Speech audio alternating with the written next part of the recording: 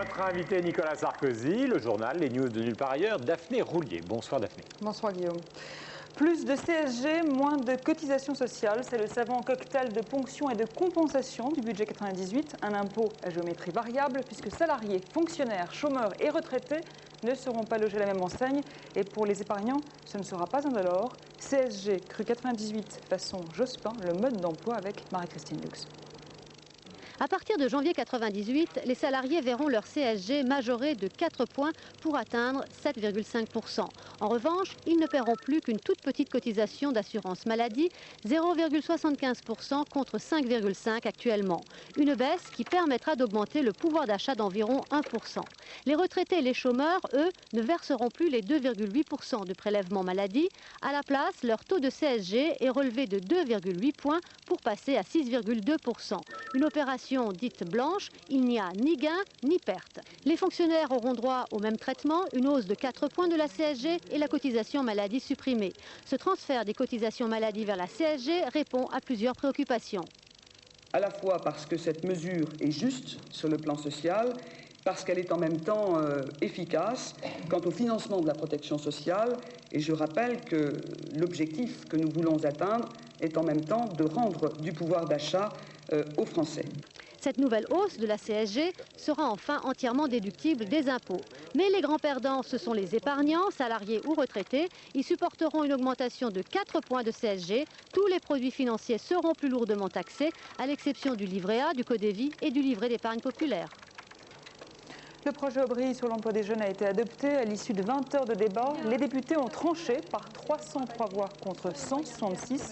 À noter l'abstention de 38 députés de l'opposition. Alors justement, on a vu tout à l'heure la passe d'armes entre Mazo et Jean-Louis Debré. Et Mazo disant carrément que ne pas voter le texte, c'était une erreur politique. Vous en pensez quoi? Il y en a quand même 38 des votes qui se sont abstenus.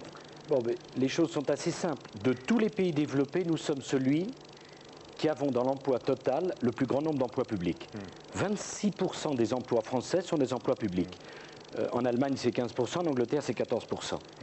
Et malgré ça, de tous les pays développés, nous sommes celui où il y a le plus de chômeurs. Alors, qu'est-ce qu'on nous propose? De créer 350 000 emplois parapublics, puisque financés à 80% Mais vous avez vu qu'il y a 40 000 jeunes qui se sont précipités pour obtenir ces emplois et qu'il y a une partie de la population qui est sécurisée par l'idée de ces emplois publics. Mais franchement, quand on propose des emplois qui soient dans le public ou dans le privé, c'est normal que ceux qui n'en ont pas aient envie de les avoir. On peut les comprendre. La question qui se pose, c'est que est-ce qu'on peut dire aux jeunes que leur avenir, c'est dans la fonction publique au rabais à 6 000 francs par mois? Partout dans le monde, les jeunes, et les moins jeunes d'ailleurs, parce que le drame du chômage, il est aussi pénible pour quelqu'un qui a 50 ans que pour quelqu'un qui en a 25. Je ne pousse pas la démagogie jusqu'à dire qu'il convient de s'occuper que du chômage des jeunes. Chômage d'un père ou d'une mère de famille, c'est aussi dramatique. Mais pourquoi vouloir les envoyer dans l'administration? Nous allons engager 15% de fonctionnaires en plus, ce qui va alourdir les dépenses publiques, donc les impôts, et on créera moins d'emplois pour les jeunes à l'arrivée. Nulle part dans le monde, on ne fait ça. Qu'est-ce qu'on fait? Mais en Allemagne... N'oubliez pas qu'aux États-Unis, par exemple, le salaire horaire est beaucoup plus bas qu'en France. Donc il y a des pays qui sont libéraux, mais qui ont une administration qui est beaucoup moins forte que la nôtre, avec dans le privé des salaires horaires qui sont... Pardon, ce n'est pas la question d'être libéral... C'était modestement la mienne. Ou de pas libéral, mais ma réponse... c'est que ce n'est pas la question d'être libéral ou pas libéral.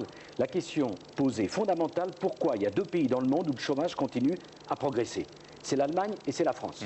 Si vous voulez faire un tour du monde, Amérique du Sud, Asie, Amérique du Nord, Canada, Australie, Europe du Nord, Grande-Bretagne, ça diminue. Et chez nous, ça augmente. Alors il y a 3 stratégies. Il y a ceux qui, comme dans certains pays, ont mis le paquet sur la formation. En disant les jeunes, on va leur offrir un crédit illimité pour qu'ils se forment au métier de demain. Ça marche. Il y a les autres qui disent c'est la croissance et les emplois dans le privé. Il n'y a aucune raison qu'on crée moins d'emplois en France qu'ailleurs. Et il y a nous, les seuls, qui disent on va créer des emplois publics. Mais avouez que c'est une culture qui est commune à la droite et à la gauche, parce qu'on ne peut pas dire que quand vous étiez au pouvoir, je ne parle pas de vous, Nicolas Sarkozy, mais la droite, quand elle était au pouvoir, elle n'a pas fait en matière de libéralisme, comment dirais-je, une révolution comparable à... Non, mais que la droite ait échoué, mais raison de plus, pour qu'on change aujourd'hui notre fusil d'épaule. Mon idée est très simple.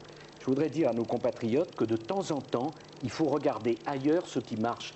Je ne souhaite pas que l'on plaque en France un modèle anglo-saxon qui ne correspond ni à notre culture, ni à nos souhaits. Mais honnêtement, quand on voit que le problème aux États-Unis et en Grande-Bretagne, c'est qu'ils ne créent pas trop d'emplois chaque mois, 350 000 emplois créés par mois aux États-Unis. 18e mois consécutif en Angleterre où ils créent des emplois. Et nous, on dit aux jeunes, formidable, y compris ceux qui sont diplômés, vous allez pouvoir trouver un emploi pour 5 ans dans l'administration. Et dans 5 ans, qu'est-ce qu'on en fait? Soit on les titularise, et c'est une catastrophe financière, soit on les met dehors, et c'est un scandale moral. Je dis que cette direction n'est pas la bonne, que les jeunes doivent avoir une meilleure formation et qu'on doit leur ouvrir la porte des entreprises. Et que chacun de ceux qui veut créer son entreprise doit pouvoir le faire. Ça se passe partout dans le monde comme ça.